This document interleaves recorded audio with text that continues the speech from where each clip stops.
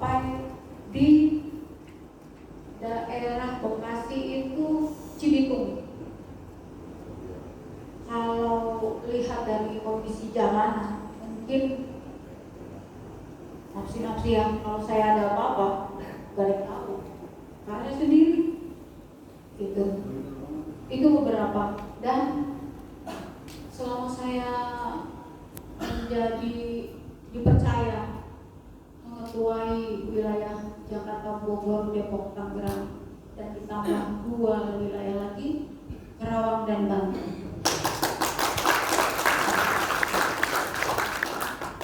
Macam-macam masalahnya. Yang bikin mumet itu pinjol. Dan rata-rata member di Jabodetabek, Karawang dan Banten itu, karena mereka kan luas ya Pak Bu, kawasannya luas, dan stylenya mereka orang kota beda dengan kita. Gaya hidupnya masih high class. Jadi saya selalu setiap podcast, setiap kali mengedukasi, memberikan coaching, saya selalu mengatakan semakin besar gayamu, maka tekanan hidupmu pun akan semakin besar.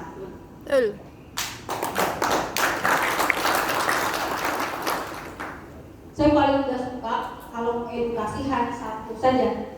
Nanti suaminya yang datang, sampai di rumah istrinya ngerayu-rayu, katanya keluar lagi, atau keluar lagi, gitu kan. Saya selalu menekankan, bawa laki lu, bini lu, ngadep ke gue.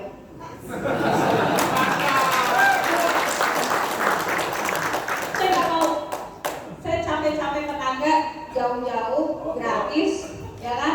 Yang datang ke rumah malam, kondisi saya tidak pernah janji, oke saya datang jam sekian, nggak pernah. Saya bilang begitu saya ada waktu saya akan datang.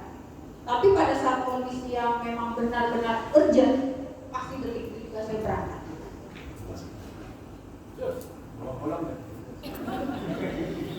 Jabodetabek jumlahnya itu member lumayan banyak, tapi tidak ada pergerakan.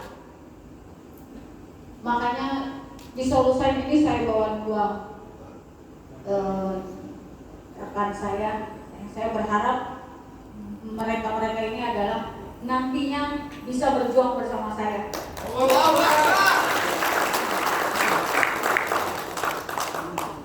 Karena saya sendiri keduluran juga Pak, keduluran juga saya. Saya bawa Nasir dari wilayah Depok, saya bawa Dian dari Bogor.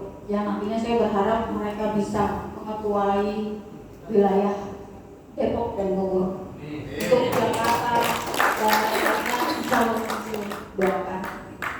Selain saya jadi pejuang di CBR, saya juga mengurus teman-teman mualaf. Saya mualaf. Alhamdulillah Allah memberikan saya hidayah.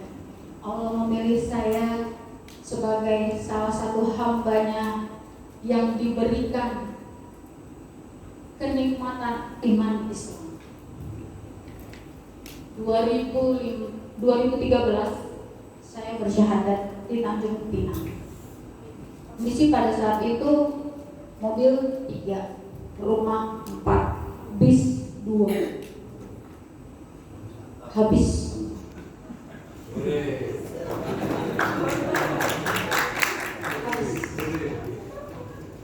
Sampai pada saat saya mau beli susu untuk anak saya yang paling kecil itu, saya tidak punya uang. Kondisi di rumah tidak ada apa-apa lagi, tetapi pajangan rumah saya itu banyak. Saya turunkan semua pajangan-pajangan itu, saya cabutin paku-pakunya. Dapat mas banyak ini. Besok pagi saya tunggu tukang rokok lewat, saya panggil, gue punya ini, kasih gue duit, gue mau beli susu. Ya bu, paku kayak begini gak ada harganya. Akhirnya ya udah bu, semasa waktu saya masih jaya, setiap kali saya ganti AC, ganti apa, saya selalu panggil dia. Saya panggil Katro karena dia orang maaf, Madura. Saya bilang, truk, ganti AC gue yang baru lo pasang, yang lama lo bawa. Itu saya masih Katolik. Dia kasih uang saya 17.000. Kondisi rumah saya ini kalau di sini ya, mungkin di pintu tol Solo itu, disitulah ada minimarket yang paling dekat dengan rumah saya. Sampai di sana gak cukup ya. Disitulah mulai saya di satu titik putus asa. Karena ini, ya Tuhan, kenapa saya bisa seperti ini? Untuk beli susu saja saya tidak punya. Perjalanan saya pulang penuh frustasi. Sampai yang menemukan saya itu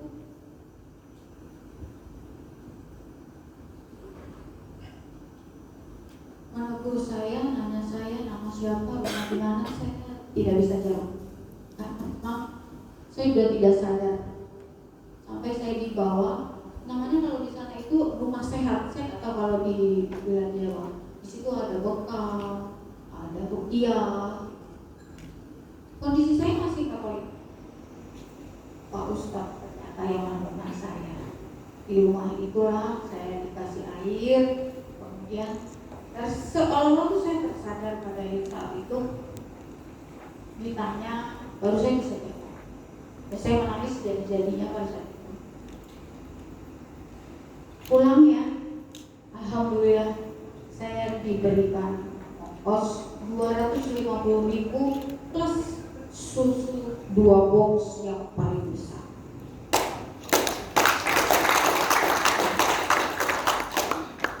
Dua hari kemudian si bapak ini datang ke rumah saya. Beliau membawa istrinya, memperkenalkan. Istri beliau memberikan saya mukena. Bu Amoy, saya punya ini untuk Bu Amoy. Saya tolak. Saya bilang, maaf Bu, saya ini bukan orang Islam. Agama saya Katolik. Saya tidak memakai ini. Dibawa kembali saja. Oh, gak apa-apa. Siapa tahu ada teman Bu Amoy yang membutuhkan. Mukena itu akhirnya saya simpan. 3 hari kemudian saya datang ke rumah yang saya baru tahu bahwa beliau adalah seorang ustaz. Saya datang ke rumah Pak Ustadz itu, saya ketok-ketok pintu. Di dalam rumah dia kencangkan suara. Pada saat itu saya tidak tahu kalau beliau sedang mengaji. Lalu saya duduk di teras rumah beliau. Saya seolah-olah terkesima mendengar lantunan ayat-ayat suci Al-Quran. Itu seluruh tubuh saya belum. Tetapi ada satu yang saya rasakan yang belum pernah saya rasakan. Saya merasakan damai, tenang, tentram banget. Itu saya merasa bahwa pada saat itu ada apa dengan saya. Kok saya tidak tahu kalau ternyata Allah sudah menyentil hati saya. Saya nggak tahu. 2 hari kemudian saya datang lagi. Qadarullahnya setiap kali saya datang, beliau sedang mengaji. 1 minggu kemudian saya bicara, Pak Ustadz, saya sudah 2 kali datang ke rumah Pak Ustadz. Pak Ustadz sedang apa sih? Oh, maaf Bu Amoy, saya dan keluarga sedang mengaji. Oh, mengaji. Saya itu dulu paling benci sama yang namanya orang Islam, apalagi perempuan yang berhijab. Saya mengatakan orang gila. Tanjung Pinang itu Pak, panas. Dia menutup auratnya. Dia pakai hijab yang panjang banget. Kalau enggak gila apa namanya? Sementara saya pakai baju tangannya segini, roknya pendek, itu aja masih gerah. Gila kan namanya? Saya selalu mengatakan, jadi di setiap kali saya di keluarga besar, setiap kali kalau selalu ada di tengah jalan meminta bantuan pembangunan masjid, saya selalu mengatakan Islam itu adalah agama miskin, orang miskin.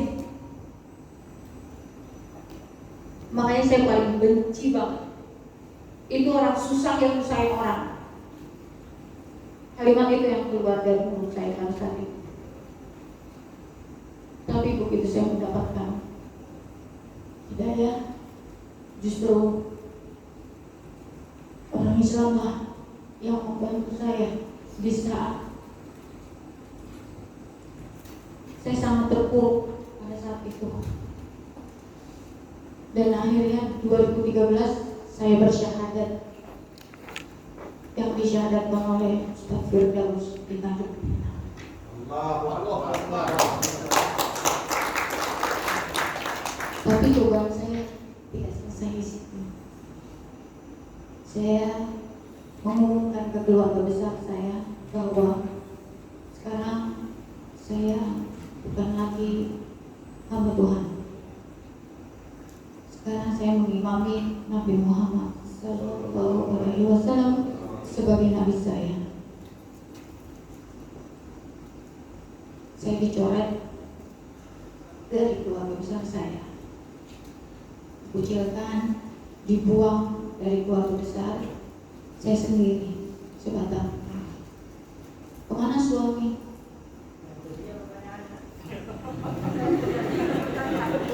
Dari tadi nggak ada yang nanya soalnya.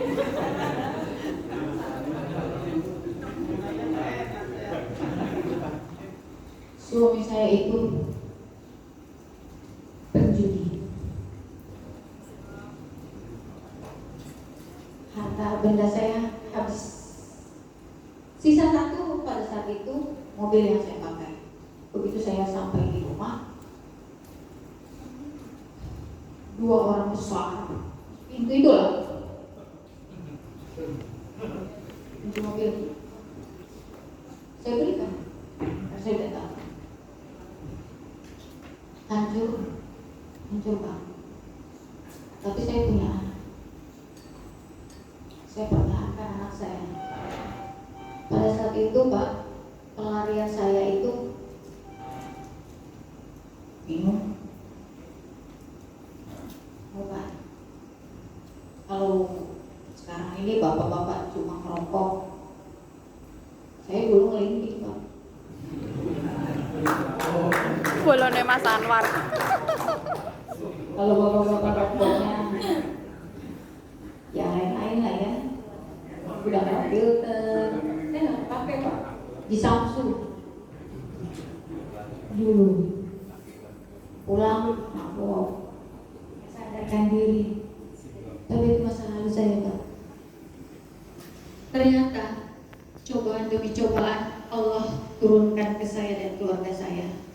Di 2013 pertengahan saya goyah, saya tidak mampu. Akhirnya saya murtad kembali karena saya tidak menemukan komunitas. Tidak ada yang membimbing saya. Bagaimanakah saya harus menjadi seorang muslimah yang baik? Gak ada yang tahu. Dan saya gak ngerti. Di Tanjung Pinang itu mayoritas non muslim. Rumah saya, ini rumah saya, jalan raya seberang tempat prostitusi terbesar di Tanjung Pinang. Saya kembali lagi. Lalu saya mengabarkan ke keluarga saya bahwa saya akan kembali lagi. Suplai sudah mulai masuk ke rekening saya bengkak kembali. Duniawi tercukupi. Tetapi di situ justru saya tidak menemukan indahnya uang banyak. Saya kembali lagi ke dunia malam, saya kembali lagi minum, saya kembali lagi ngobat. Sampai akhirnya pada malam itu saya bermimpi. Saya seperti dipertontonkan. Kondisi saya bisa dibilang tidur enggak, tapi di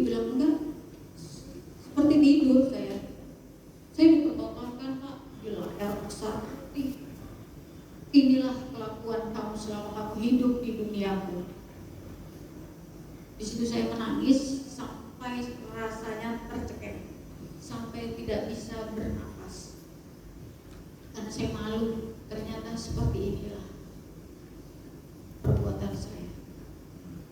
Saya kembali mencari Ustadz Firdaus itu, lalu saya ceritakan. Kemudian Ustadz mengatakan syahadat kembali ya Bu Amoy. Tetapi setelah Bu Amoy bersyahadat, Bu Amoy harus hijrah. Saya bingung, saya hijrah kemana? Ke tanah Jawa. Lebih bingung lagi. Pontianak, asli Pontianak. Saya ke tanah Jawa. Apa? Saya bingung. Saya harus kemana Pak Ustadz? Pokoknya Bu Amoy harus pergi ke tanah Jawa, hijrah. Kalau Bu Amoy tetap di sini, Bu Amoy tidak akan beres jadi manusia. Dan untuk yang kedua kalinya Allah tunjukkan kasih sayang beliau ke saya. Pak Ustadz memberikan saya uang 250 juta rupiah untuk bekal saya. Tiket pesawat saya dibelikan. Pertanyaan yang sama, suaminya kemana?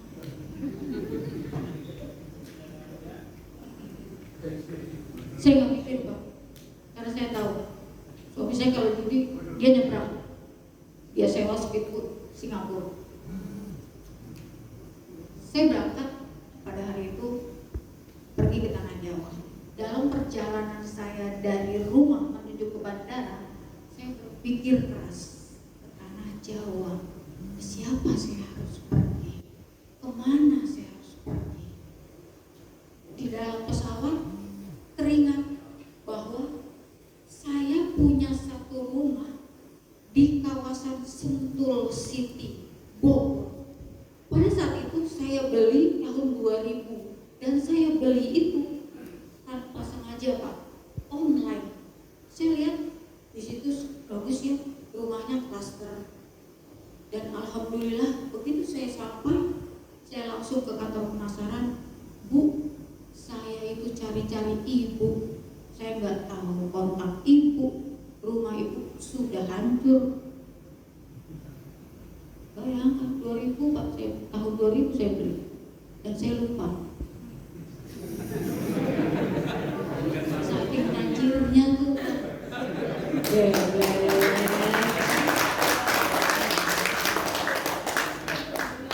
Dahsyat. Punya rumah, beli rumah sampai lupa.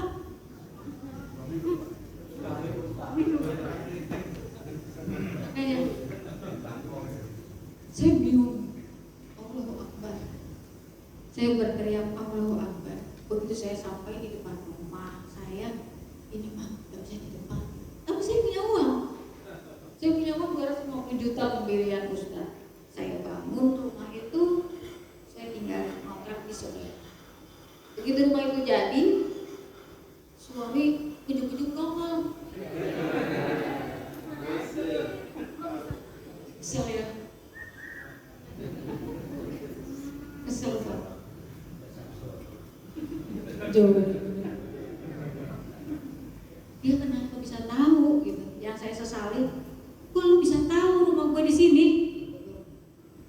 Tapi itulah karena saya ini kan dulu Katolik. Di Katolik itu kan memang tidak ada yang dapat memisahkan tali perkawinan kecuali kematian. Apa yang sudah dipersatukan oleh Tuhan maka tidak akan bisa dihancurkan atau dipisahkan oleh manusia. Haleluya.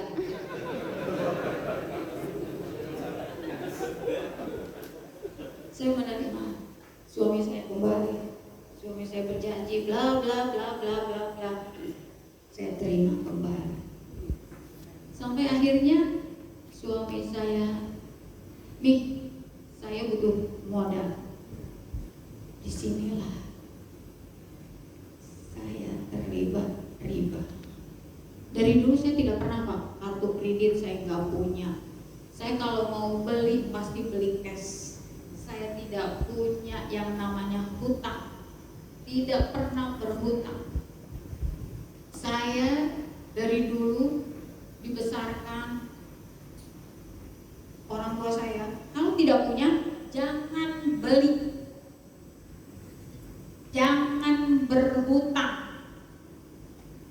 Kalau pengen beli, uangnya nggak cukup, nabung, sisihkan. Begitu cukup, lu beli apa yang lu mau. Itu yang saya pegang, Pak.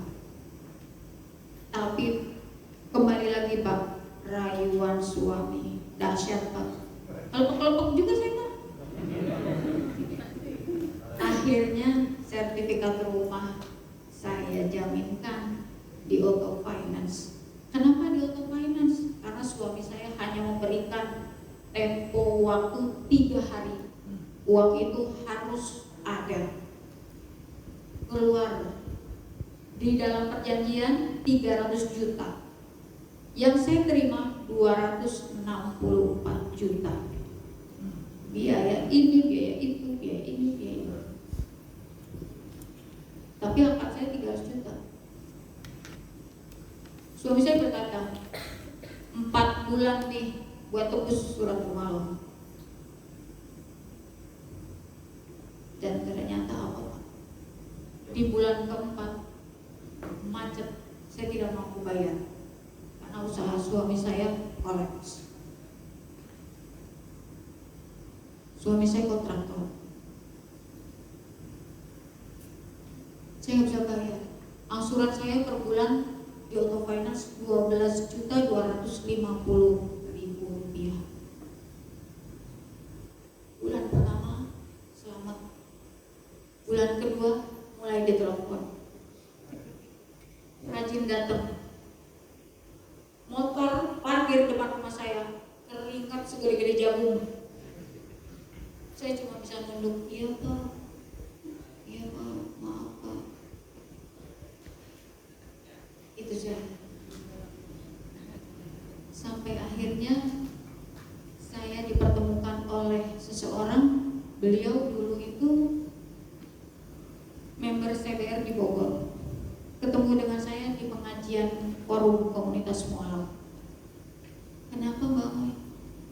Kok wajahnya sedih banget? Dia tahu saya habis nangis. Saya bilang, iya Mbak, saya habis dimaki-maki sama debt collector. Kamu punya utang apa? Saya ceritakan ke beliau. Mbak Moy, mau nggak gabung?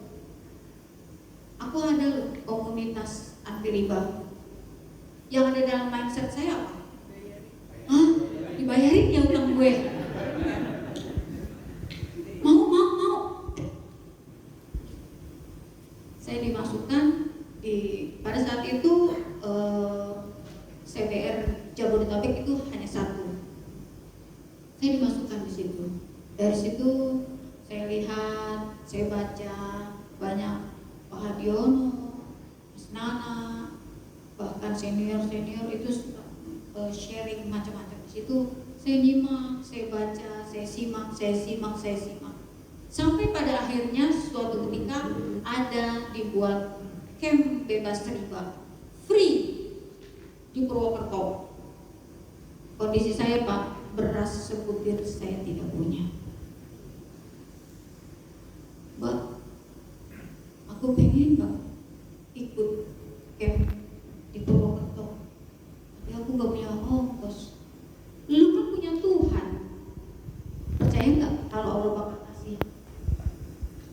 Percaya sih, tapi jangan pakai tapi. Hilangkan kalimat tapi. Saya yakin Allah pasti kasih ongkos saya. Daftar. Saya daftar 5:30, jam 7:15 close. Kuota penuh udah 100. Alhamdulillah nama saya ada di situ. Dan saya datang bersama suami. 3 hari Pak, sisa 3 hari lagi. Saya bingung, gak punya uang.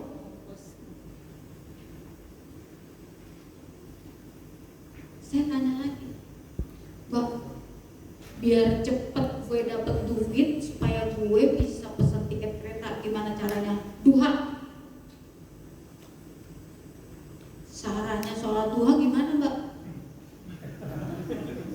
Jam berapa Mbak? Beliau beritahu saya. Saya lakukan Pak. Tertatih-tatih, iya. Saya jauh. Karena saya belum menemukan tempat yang membuat saya di situ saya bisa dikuatkan iman Islam saya. Belum. Setelah selesai sholat duha, itu saya belum lepas mukena saya, telepon saya bunyi. Saya angkat, "Moy, nomor rekening lu berapa?" "Kenapa lu?" "Gue punya utang sama lu." "Kapan lu utang sama gue? Gue duit aja gak punya," gitu kan. "Udah cepetan, kirim nomor rekening." Saya kirim. Begitu dia share ke saya, 400.000 masuk ke rekening saya.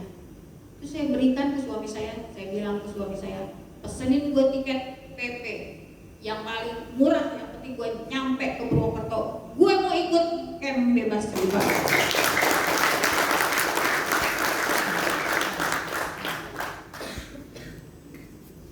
Bertemu di depan itu yang menyambut saya Mas Cahyo, Mas Ardi, Mas Haris. Dan dahsyat Pak, suara yang paling kencang nangisnya itu saya Pak, paling kencang.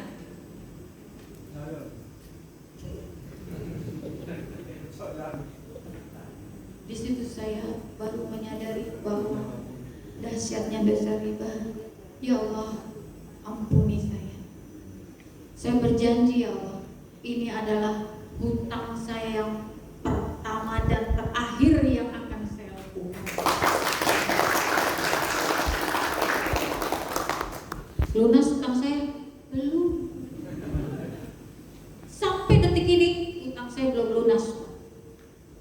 2 tahun saya tidak bayar.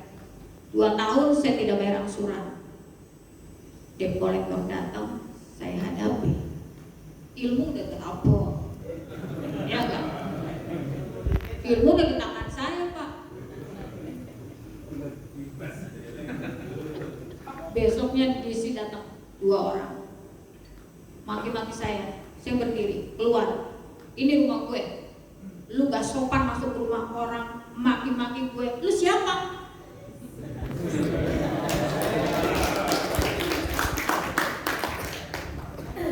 Satu sampai sekarang yang selalu saya dengungkan ke member-member saya, hutang itu masalah mental, riba itu masalah iman.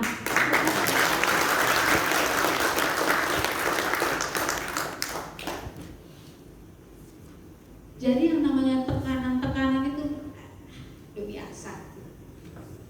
Cil. Masalahnya terberat adalah iman. Kebanyakan member-member itu tobatnya tobat sambel. Wah, saya tobat deh Bu, benar Bu, saya pusing nih utang, bla bla bla bla. Begitu saya dampingi, saya coaching selesai, besok ketemu saya lagi, motor baru.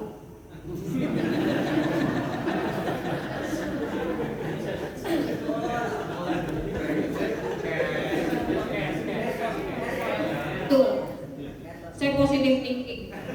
Wih, keren loh. Abis lunasin hutang, beli motor cash ya. Terpaksa sih saya kredit motor, bangke lu. Pinjol. Tadinya cuma 2 titik. Selesai. Saya dapat lagi SMS. Tolong, Susan, yang bernama Susan, maling. Wah, perasaan gue kemarin gue baru aja kelarin masalah dia gitu kan. Itulah kebanyakan yang dibilang tobat sambal kayak gitu Pak. Cobaan saya datang lagi dari suami saya. Alhamdulillah sampai detik ini tobat sambal juga Pak. Saya yang kencang, saya sebagai pejuang CBR, saya selalu menggaungkan jangan kredit, jangan berhutang. Laki pulang bawa HP baru,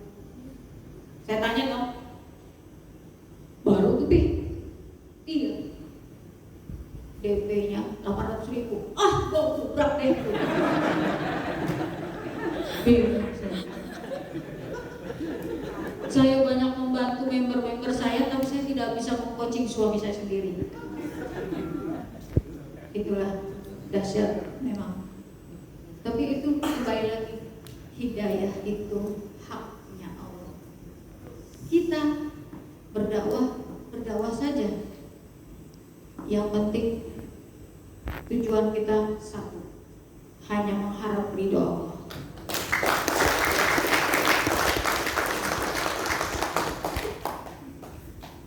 Kadang kepikir juga Pak, warawiri bensin dari mana ya?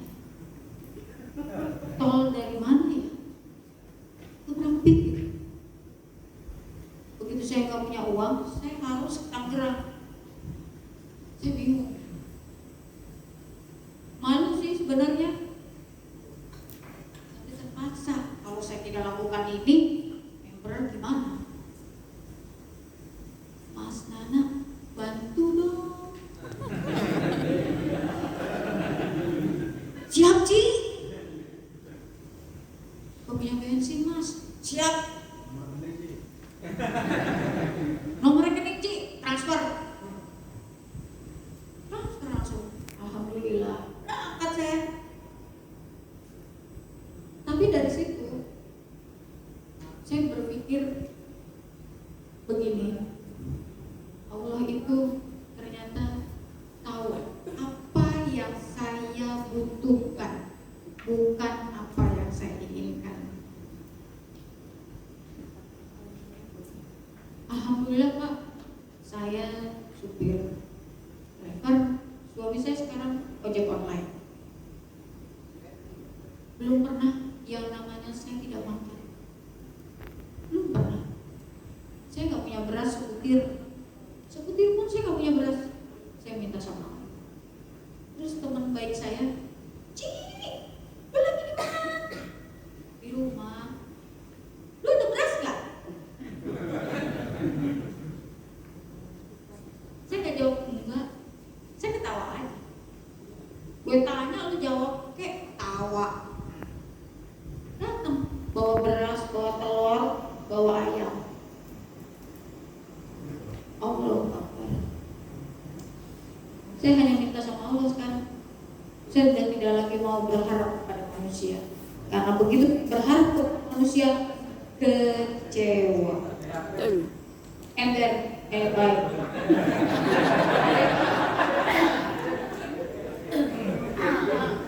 Baik, PHP baik.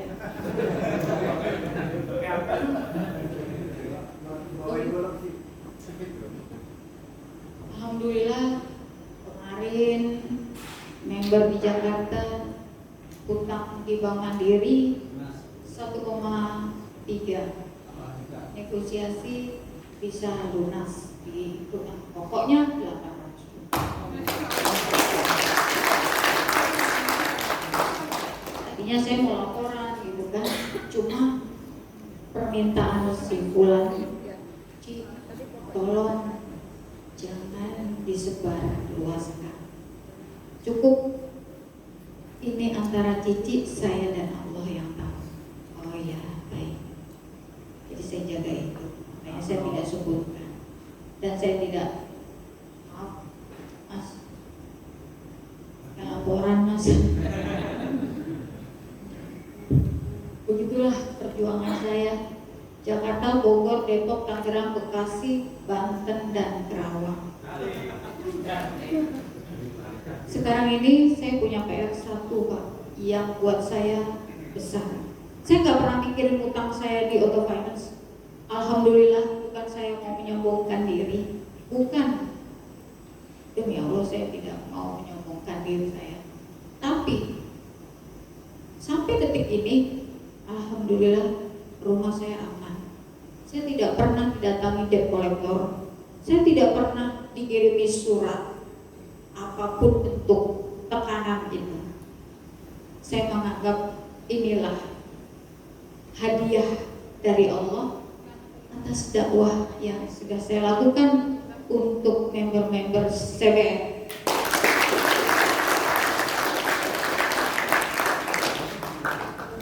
Nah, PR terbesar saya sekarang ini adalah teman-teman mualaf saya merasa selama saya mendiamkan teman-teman mualaf saya, kalau saya tidak angkat, ini akan menjadi dosa jariah saya. Sekarang ini teman-teman mualaf saya dinaungi oleh MAI. Apa itu MAI? Mandiri Amal Insani. Kepunyaan siapa? Bank Mandiri. Sebulan sekali komunitas mualaf di wilayah Jakarta, Bogor, Depok, Tangerang dibuatkan satu sekolah, disewakan ruko 25 juta per tahun, Bank Mandiri yang bayar. Dipanggilkan ustadz, diberikan tempat, disitulah teman-teman mualaf saya belajar tentang Islam. Pulangnya diberi penggantian transportasi sebesar Rp200.000 per kepala. Berapa isi sekolah mualaf saya? Sekarang ini 20. Dan isinya orang-orang yang sudah sepuh. Alhamdulillah, di usia 70 tahun, di usia 60, ada yang 40, ada yang masih SMA, ada yang kuliah, semua ada. Kemarin belum lama ada yang bersyahadat lagi 4 orang. Alhamdulillah, CBR bisa memberikan goodie bag kepada mualaf yang baru. Saya memohon ke Pak Yono, ke Mas Nana, saya ceritakan PR saya ini. Mas, CBR itu udah punya semuanya loh, Mas. Sedekah nasi Jumat, bersih-bersih masjid, semua punya. Cuma satu Mas yang enggak. CBR peduli mualaf.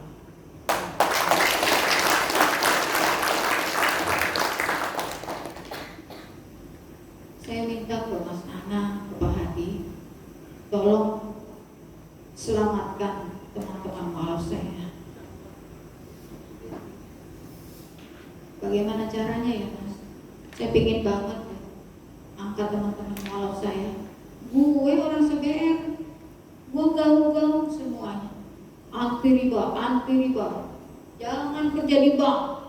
Bank itu karyawan itu mencatat saksinya, pelaku semua kena dosa riba. Tapi saya bawa teman-teman mualaf saya dinaungi oleh Mandiri Amal Insani.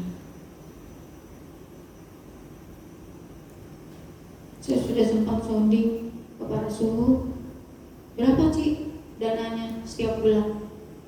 Pagi dapat box snack, isinya kurang lebih antara 8 sampai 10 ribu harga boxnya. Siang makan siang itu di box juga Mas. Pulang kita berikan transport 200.000. Berapa orang Ci? 20 orang Mas. Lakukan. Angkat semua teman-teman mualaf Ciawi.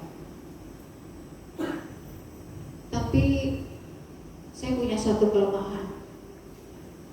CBR Jabodetabek, Bogor, Banten dan Karawang, uang kas yang paling besar jumlahnya dibanding wilayah-wilayah dari Sabang sampai Merauke-nya CBR. Brebes 5 juta, Solo Raya sekian juta, Jabodetabek tidak ada tandingannya. Sir, berapa?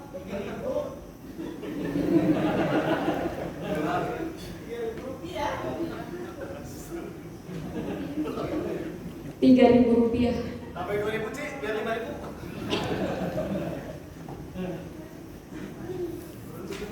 Tandingannya Pak, saya tidak bisa bergerak karena Allah tahu sepertinya kemampuan dan kualitas diri saya. Kayaknya kalau saya diberikan kenikmatan materi, saya pasti lupa. Makanya sekarang apa yang saya butuhkan, yaitu yang Allah berikan. Jadi saya mohon teman-teman semua di sini, korwil lain, DPP lain, tolonglah, yuk kita buat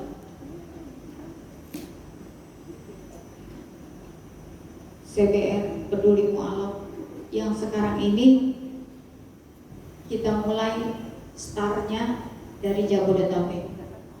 Insya Allah saya berharap nanti di setiap wilayah akan ada CBR Peduli Mu'alaf.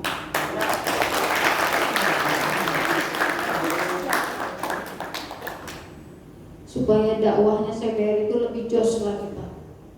Semua kalangan merasakan dahsyatnya kita sebagai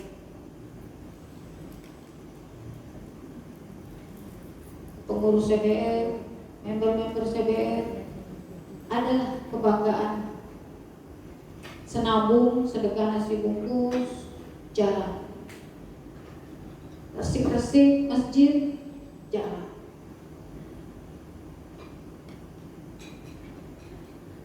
Tinggal ini aja Pak.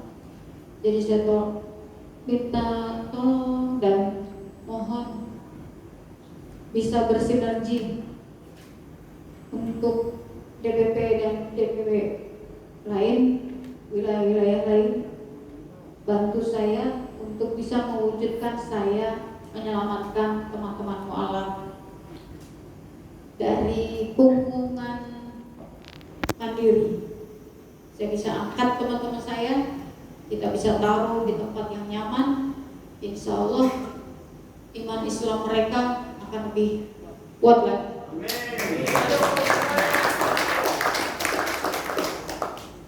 Karena didukung oleh CBR, saya yakin CBR pasti bisa mewujudkan apa yang saya inginkan.